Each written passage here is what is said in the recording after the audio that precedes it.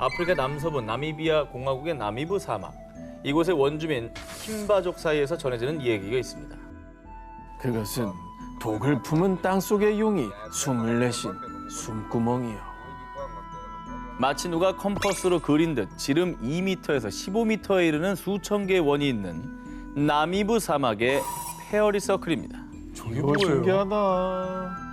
우리가 그 중동판 나스카 라인 빅서클에 대해서 소개한 적이 있는데 그거는 이제 정체불명의 인공 구조물이었는데 그렇죠. 이것도 그럼 혹시 누가 만든 거예요? 저거를 아닙니다.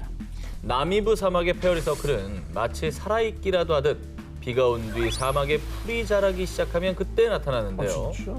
기묘한 건 서클 안에는 그 어떤 식물도 자라지 않는다는 겁니다. 아, 저게 저렇게 돼 있어요? 가까이 보면? 그렇습니다. 아니 저 서클은 그냥 누가 선 그어놓은 것 같이 돼 있네. 무슨 구조물이 있는 게 전혀 아니네요. 근데 저게 풀도 안 잔다는 거 너무 웃긴다. 자, 심지어 이 페어리 서클은 크기가 점차 커졌다가 다시 줄어들고 결국엔 사라져버리고 맙니다. 거기를 막 누가 뽑진 않았을 거야, 저 사막 한가운데.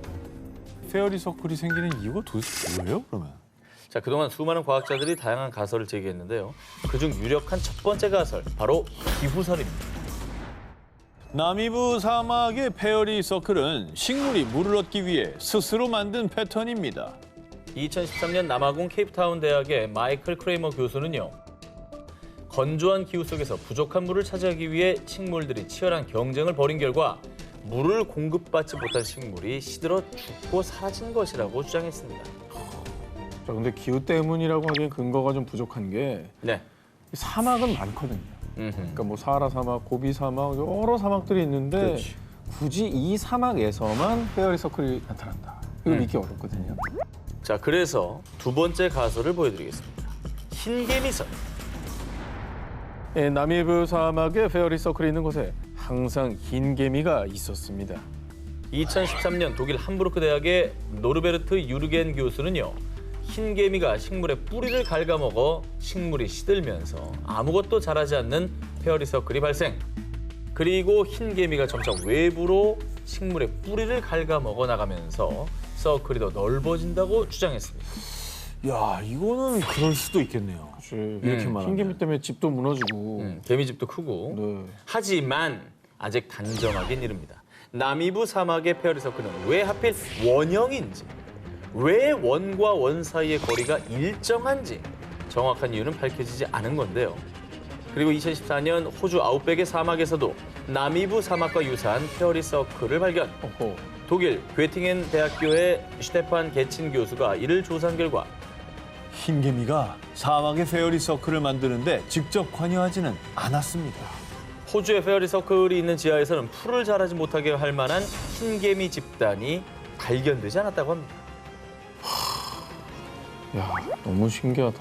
아니 이렇게 되면 진짜 용의 손구멍이라는 말이 제일 차라리 설득이 있어 보이죠? 네, 그게 더 맞는 말 같기도 해요. 숨이 뜨거우니까 풀이 안 자란다고.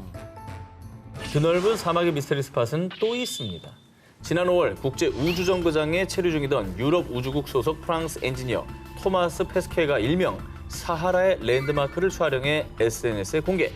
우주에서 이곳을 육안으로 볼 수 있다고 밝혔습니다. 바로 여기입니다. 이건 또 뭡니까? 우주에서 보면 마치 눈동자처럼 보인다 해서 일명 사하라의 눈이라 불리는 곳인데요.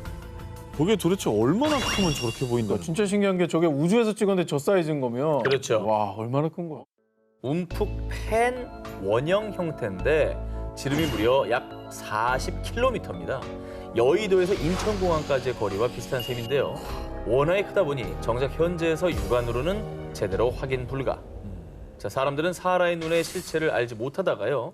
1965년 미국의 우주선인 제미니 4호가 우주에서 지구를 돌던 중 사하라 사막 서부의 모리타니에서 포착. 거대한 사라의 눈, 그 실체가 드러난 것입니다. 야, 진짜 하늘에서 저걸 처음 봤을 때, 저 사진을 처음 전송받아 봤을 때 되게 기괴했겠네요. 그렇죠. 이거는 도저히 인위적으로 조성할 수 있는 그런 규모는 아닌 것 같네요. 이게 원형으로 또 움푹 패였다고 했잖아요. 네네. 그러면 어떤 그 거대한 뭐 운석 같은 게 떨어진 흔적 운석. 이렇진 않을까요? 자, 보통 운석의 분화구는요. 중심부가 솟아오른 형태이지만 사하라 사막의 눈 중심부는 평평한 데다가요. 만약에 운석이 충돌했다면 열과 압력으로 인해 광물의 성질이 변하는 변성암이 발견돼야 정상입니다. 하지만 사하라의 눈 인근에서 운석 충돌로 인한 변성암은 발견되지 않았습니다. 그러면 큰 규모의 지각 운동 중에 화산도 있잖아요. 화산. 네. 근데 이거 너무 평평한 데잖아요. 그래, 좀 그렇긴 해. 자, 여러분. 화산이 분출했다면 이 지형이 어떤 암석으로 되어 있겠습니까? 화강암, 현무암 뭐 이렇게. 그렇죠. 우리가 학생 때 과학 시간에 배운 대로라면 화산 분화구가 있는 지역에 화산암이 발견되는 게 상식입니다. 하지만 사하라의 눈 인근에서는 화산암이 거의 발견되지 않았습니다. 그럼 그것도 아니라는 얘기네. 그러면 어떻게 된 거야? 사막에서 포착된 미스터리한 원형들. 과연 그 출생의 비밀은 언제쯤 밝혀질까요? 뉴질랜드 남섬 북쪽에 위치한 페어웰 사취는요. 푸른 바닷빛과 길이 약 5km의 백사장으로 사랑받는 관광 스팟 중 하나입니다. 아, 진짜 예쁘다. 자, 그런데 말입니다. 이 아름다운 풍경에 걸맞지 않게 이곳은 죽음의 덫으로 불리고 있습니다. 저 고래 아니에요? 근데 어쩌다 저까지 올라온 거지?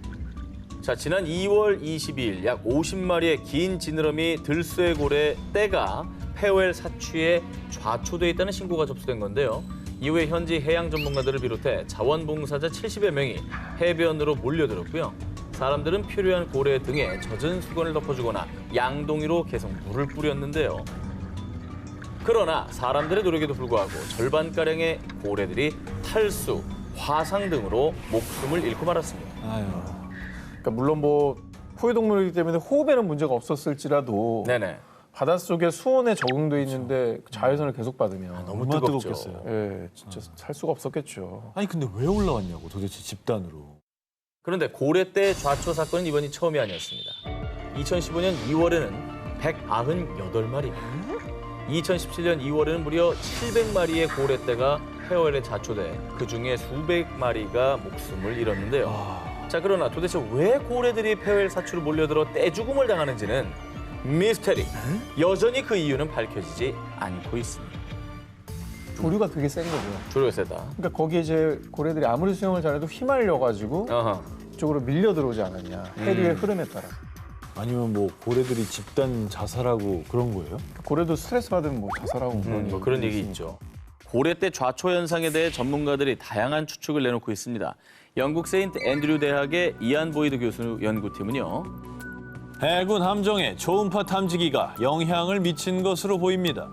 어군 탐지기나 해군 군함에서 쏘는 수중 초음파의 영향 때문에 이 스트레스를 받은 고래들이 방향 감각을 잃고 해변으로 밀려와 죽음에 이르렀다고 주장했습니다.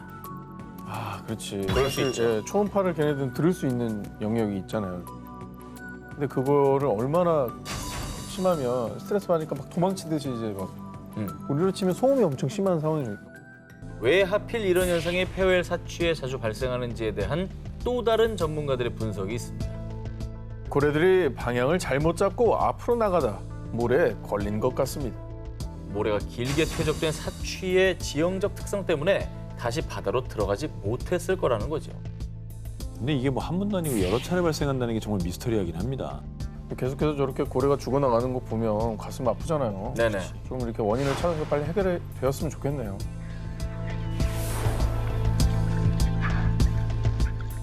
과학 상식을 파괴한 초자연 현상 19, 17일을 공개합니다. 미스터리 얼음 동굴의 비밀. 이번 특종은 요즘 같은 무더운 여름에 보기만 해도 시원한 사진 한 장 먼저 보여드리겠습니다. 어우, 시원하겠다. 자, 이곳은 중국 산시성 링우현 루야산의 해발 2,300m에 위치한 깊이 100m 이상의 초대형 얼음 동굴입니다. 여기서 과학 상식 퀴즈. 자, 두 기자님. 물은 몇 도에 설지요? 이걸 맞춰야 됩니까? 모르죠. 좀 불쾌합니다. 0도! 0도 아니야? 맞습니다. 그렇다면 녹는 점은 몇 도일까요? 내가 어느 점에 있어서 어느 점에 있어. 아니 똑같죠. 오. 그런데 이 얼음 동굴은 외부 온도 30도 이상의 무더운 날씨에도 전혀 녹지 않고 아주 꽁꽁 얼어 있다고 합니다. 아니 바깥 온도가 뜨거워도 안의 온도가 낮으면 얼어 있죠. 자, 답변을 드리기 전에 먼저 이 동굴에 대해서 소개를 해드리면 이 동굴은 중국 과학 아카데미 지질연구소 동굴 전문가들의 현장 조사 결과 약 300만 년 전의 형성, 만년 얼음 동굴이라고도 불리는데요. 자, 그런데 이 정도 규모의 큰 얼음 동굴은 대부분 시베리아나 남극같이 위도가 높은 추운 지역에서 주로 발견됐는데요. 이곳은 중위도에 위치, 얼음 동굴이 형성되기에 적합하지 않은 조건이라고 합니다. 놀라운 사실은 이뿐만이 아닙니다. 신기하게도 얼음 동굴에서 불과 1km 이내의 거리에 수천 년 동안 불이 꺼지지 않는 화산이 존재한다고 합니다. 아니 근데 어떤 원리로 얼음 동굴이 형성되고 녹자고 유지가 되고 있는 건지 이 원리를 그러니까 그러면 과학자들이 분석하지 않았을까요? 이 많은 과학자들이 이 미스터리한 얼음 동굴이 어떻게 형성됐고 유지될 수 있는지 연구하고 있습니다. 일부 전문가들은 동굴 아래 에어컨이나 냉장고의 시스템과 흡사한 신비한 냉각 메커니즘이 존재할 것으로 추측됩니다. 라는 입장을 밝혔지만 아직 과학적인 근거를 제시하진 못했고요. 녹지 않는 얼음 동굴의 신비는 여전히 미스터리로 남아있다고 합니다. 과학 상식을 파괴한 초자연 현상 19, 16일을 공개합니다.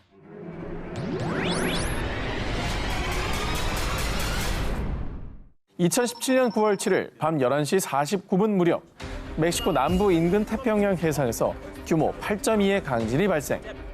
멕시코 역대 최대 규모 강진으로 지상에서도 수십 명의 사망자가 속출하며 엄청난 피해가 잇따랐는데요. 어우 세상에. 그런데 말입니다. 지진 발생 후 멕시코 시티 상공에서 기이한 현상이 포착됐습니다. 저 뭐죠? 번쩍번쩍? 마치 오로라처럼 여러 색의 빛이 상공에서 빠르게 번쩍거리는 이 섬광은요. 지진 전조 현상이 아닌 지진 발생 후에 일어난 괴 현상인데요.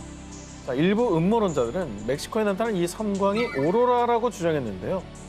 멕시코의 위도상은 오로라일 수가 없지 않나요? 상식적으로 그렇습니다. 하지만 음모론자들의 주장에 따르면요. 멕시코 섬광은 미국 하프의 소용입니다.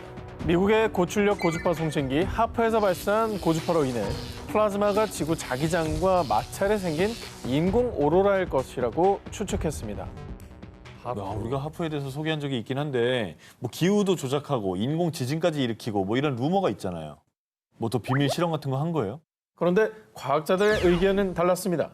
우선 지진 발생 전에도 이 같은 섬광이 가끔 포착됐고 간혹 지진 발생 후에도 섬광이 나타날 수 있다는데요. 이 섬광의 원인에 대해서 미 항공우주국 나사의 선임연구원 프리드먼 프로인드 박사는요. 지진파로 생긴 전기 에너지가 암석에 튕겨나가 공기층과 만나면서 섬광이 발생한 겁니다. 하지만 2014년 3월 미국 물리학회 모임의 트로이 심브럿 교수는요. 아닙니다. 지진이 발생하면 주변 물질들 사이에서 균열이 일어나는데 이 균열로 생긴 마찰이 만들어낸 빛입니다. 즉 지진파의 영향은 아니라는 상반된 의견을 내놓았습니다. 이것도 되게 신기하네요. 그러니까 지진이랑 뭔 관계가 있는지도 모르겠고. 이러니까 UFO가 있는 거예요. 이 UFO밖에는 설명이 안 되잖아요. 그런데 말입니다. 이 같은 의문의 빛이 우리나라 대한민국 부산에서도 나타났습니다.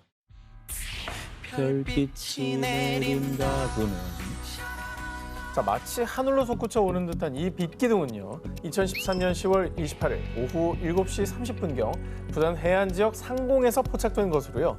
당시 부산은 지진, 번개, 벼락, 돌풍 등 그 어떤 것도 관측되지 않은 아주 평온한 날이었습니다. 이 빛기둥을 목격한 시민들은 산불이나 배 폭발 사고를 의심했지만 당일 화재 사고는 없었고요. 이 의문의 빛기둥은 30분 뒤 확연히 자취를 감추어 버렸습니다. 아니 30분 동안 저러고 떠 있었다고? 네. 진짜 이상한데 이건? 자, 정말 놀랍게도 의문의 빛기둥이 나타나기 바로 전날 부산에서 미확인 비행 물체가 목격됐습니다. 그런 가운데 당시 부산의 광안대교 관리사업소에서는요. 자세한 원인은 잘 모르겠지만 가로등이나 등대에서 비친 조명은 아닌 것으로 보입니다. 뿐만 아니라 빛기둥이 목격된 같은 날 같은 시간 울산, 거제도의 해안가에서도 빛기둥을 봤다는 목격담이 속출. 빛기둥에 정체된 의문은 더욱 커졌는데요. 딴 데서도 봤구나. 그러니까 등대, 가로등, 인위적인 불빛은 완전히 말이 안 되는 소리네. 이 자체가. 그렇습니다. 울산, 거제에서 보였다는 건 말이 안 되는 거예요.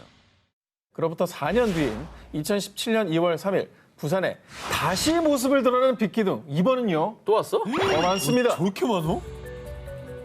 이거 뭐야? 다시 나타난 빛기둥에 대해 기상청 관계자는요. 오징어잡이 배와 같은 어선의 불빛이 굴절돼 하늘에 비친 것으로 보입니다. 빛기둥은 어선 불빛이 반사돼 생긴 신기루란 가능성에 무게를 뒀는데요. 이에 대해 한 전문가는요. 두꺼운 구름이 마치 거울 같은 역할을 해 지상에서 나오는 불빛을 반사한 겁니다. 라고 추정했습니다. 멕시코와 우리나라 상공에서 발견된 의문의 빛들. 과연 그 정체는 무엇이었을까요? 과학 상식을 파괴한 초자연 현상 19, 14위 공개합니다. 촬영장에서 벌어진 모모 소동. 이번엔 여름 미스터리 특집 하면 빼놓을 수 없는 영화 촬영장에서 벌어진 기묘한 일입니다. 배우 선우선 씨가 직접 겪은 일이라고 합니다. 저분 거짓말 안 합니다. 어떻게 확신하시죠? 저는 방송 같이 봤는데 굉장히 솔직한 분이에요. 자, 2017년 한 영화 감독이 촬영 장소를 찾던 중 아주 마음에 쏙 드는 곳을 발견했습니다. 깊은 산속, 폐가 인근, 의문의 버려진 차가 덩그러니 놓여있던 음산한 분위기의 숲이었습니다. 공포영화 단골 배경이거든요. 많이 숨어 있는 그런 곳이잖아요. 여기서 그러면 혹시 그분이 공포 영화를 찍었던 겁니까?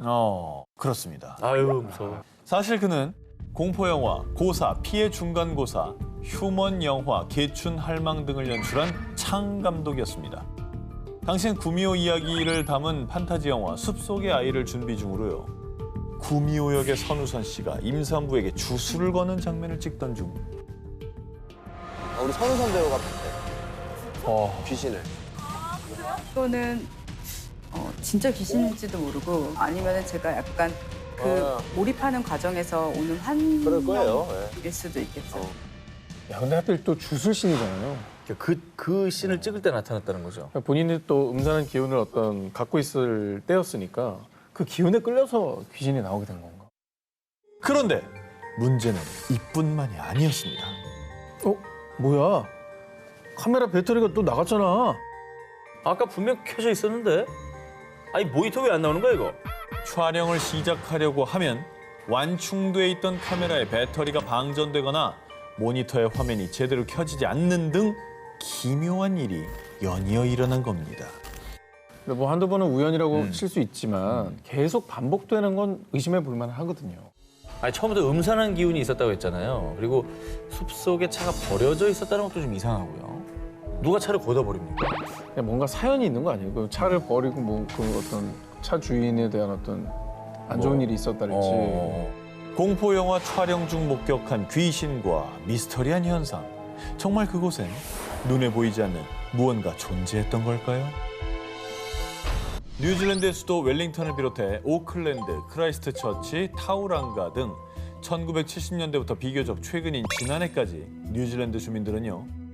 며칠째 잠도 제대로 못 자고 코피까지 흘렸어요. 머리가 아파 살 수가 없어요. 이것 때문에 수면 장애부터 심박수 증가, 심지어 코피까지 신체적, 정신적 고통을 호소했습니다. 뭐지?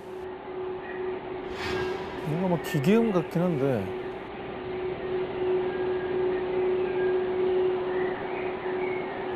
뭔가 막 울음소리 같은데 이거? 얘기하다 울고.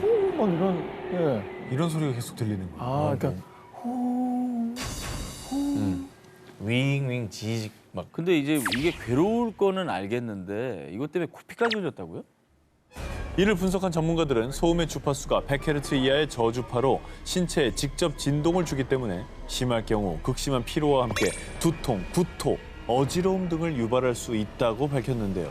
그런데 신체적 고통까지 유발하는 이 미스터리한 소음은요. 뉴질랜드뿐 아니라 미국, 캐나다, 러시아, 프랑스, 영국 등 전 세계 곳곳에서 나타났습니다.